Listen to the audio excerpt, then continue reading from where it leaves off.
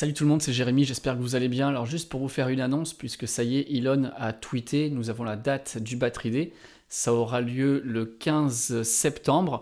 Et je vous annonce aussi qu'il y aura un live stream sur la chaîne, comme ça on pourra vivre cet événement en direct, on pourra le commenter ensemble. Ceci étant dit, maintenant, place à la vidéo.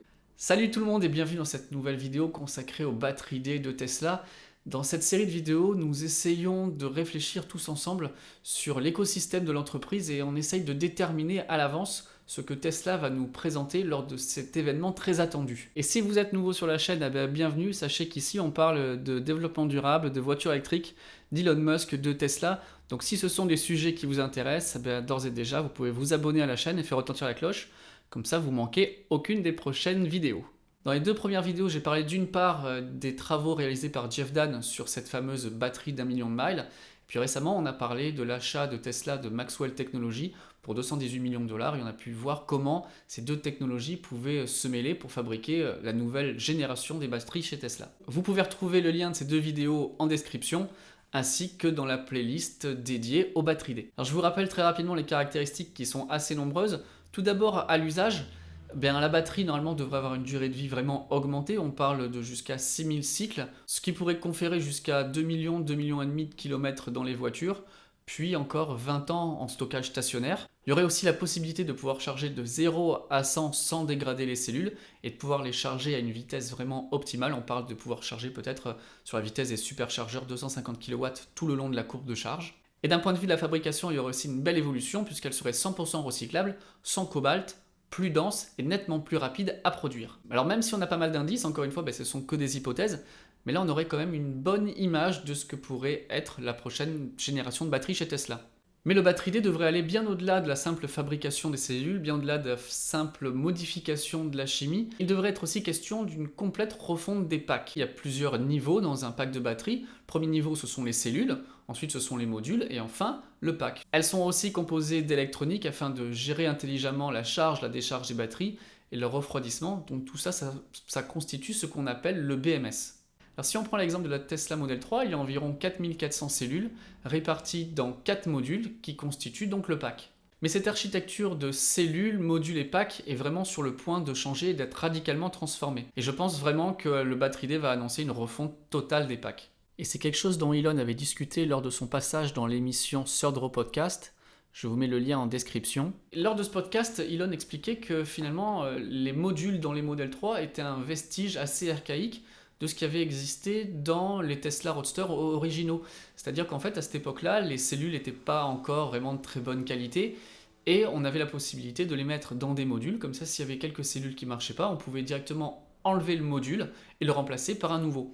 On voit avec les nouvelles cellules que la technologie a vraiment évolué et que du coup, ces modules ne sont plus vraiment interchangeables, il n'y a plus vraiment de raison de changer les modules. Et d'ailleurs, dans les Model 3, les modules ne sont carrément pas interchangeables. Alors Elon avait expliqué que lors de la création de la Model 3, il y avait tellement de challenges à surmonter que finalement ils étaient restés avec cette ancienne architecture. Mais visiblement, aujourd'hui, avec l'augmentation de la cadence de production, ils ont eu le temps de pouvoir repenser tout ça. Et donc lors du podcast, Elon avait quand même avoué que les modules n'ont vraiment aujourd'hui plus vraiment grand intérêt.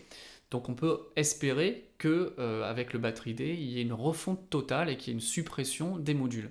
Et c'est d'ailleurs à ça que sert le Battery Day. Le Battery Day, c'est pas uniquement modifier la chimie des batteries, c'est aussi revoir en intégralité le pack, le rendre moins cher, plus efficace, et vraiment revoir complètement sa structure. Et c'est vraiment en ça qu'ont travaillé les équipes de Tesla. Pour preuve, il y a un article qui a été publié au mois d'octobre 2019 dans Inside EV, et on apprend que Tesla a déposé un brevet d'une technologie qu'ils appellent Cell to Pack, autrement dit le fait de supprimer les modules, d'aller directement de la cellule vers le pack. Et comme vous pouvez le voir sur ce dessin, les cellules ne sont plus enfermées dans des blocs séparés, mais simplement attachées par un circuit imprimé qui est chargé de collecter l'énergie, en ayant aussi pour fonction de balancer les cellules et de collecter toutes sortes d'informations pour assurer la sécurité de l'ensemble. Et comme vous pouvez le voir sur l'autre dessin, les grappes sont ensuite connectées en parallèle. Et Tesla n'est pas le seul à travailler sur cette optique de Cell to Pack, puisque le géant chinois CATL, qui en ce moment travaille avec LG dans la Gigafactory de Shanghai pour produire les batteries pour la Model 3,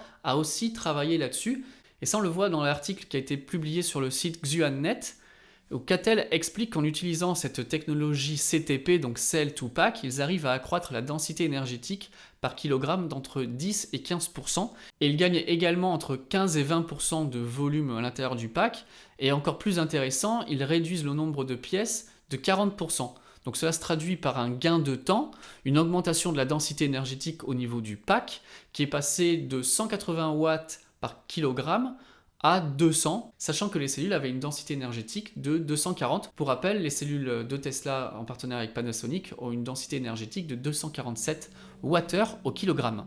Et même dans cet article, Catel lâche une information disant espérer atteindre une densité énergétique de 350 Wh par kilogramme à l'horizon 2024. Donc vous le voyez, les choses avancent vite, elles avancent très vite dans la technologie des batteries, et ça c'est le fait que les entreprises innovent, elles sont de plus en plus sûres finalement de leur technologie, et du coup ça leur permet de mettre finalement un regard plus en arrière sur ce qui a été fait ces 10 dernières années, et de pouvoir non seulement avancer sur la chimie des batteries, mais aussi bien repenser l'intégralité de leur chaîne de production. Donc ça c'est vraiment un signe que la technologie des batteries maintenant devient de plus en plus mature. Donc pour moi ça ouvre la voie à 3 choses. La première chose, c'est un plus gros pack, effectivement. Si on peut mettre plus de cellules dans le même volume pour sensiblement le même poids, on va pouvoir mettre plus de densité énergétique. Donc pourquoi pas, je prends un exemple d'un pack. Actuellement, dans le même volume, on met 75 kWh. On pourra peut-être passer à 80, 90, voire 100 kWh dans le même pack. Donc ça confère forcément plus d'autonomie. Soit ils vont se dire, on garde la même capacité de pack, donc toujours 75 kWh pour la Model 3, sauf que 75 kWh ça prend maintenant moins de place et donc moins de poids. Donc pour 75 kWh, on pourra peut-être les payer moins cher et aller plus loin, on aura une meilleure autonomie. Ou alors la troisième possibilité, c'est de se dire, on travaille sur l'autonomie, donc une voiture qui a 500 km d'autonomie, maintenant au lieu d'avoir un pack de 75 kWh, on aura peut-être seulement besoin de 70-65 kWh. Donc on aura une voiture qui aura la même autonomie, mais qui coûtera sensiblement moins cher. Alors dites-moi ce que vous en pensez, à votre avis, quelle stratégie vont adopter les constructeurs, et dites-moi par rapport à vous ce que vous préfériez, est-ce que vous préférez avoir encore plus d'autonomie, ou est-ce que l'autonomie actuelle de 450-500 km vous suffit, et que vous préférez tout simplement avoir un ticket d'entrée de ces voitures moins chères. Reste à savoir maintenant quel produit de la gamme va utiliser en priorité cette nouvelle chimie et cette nouvelle architecture de pack.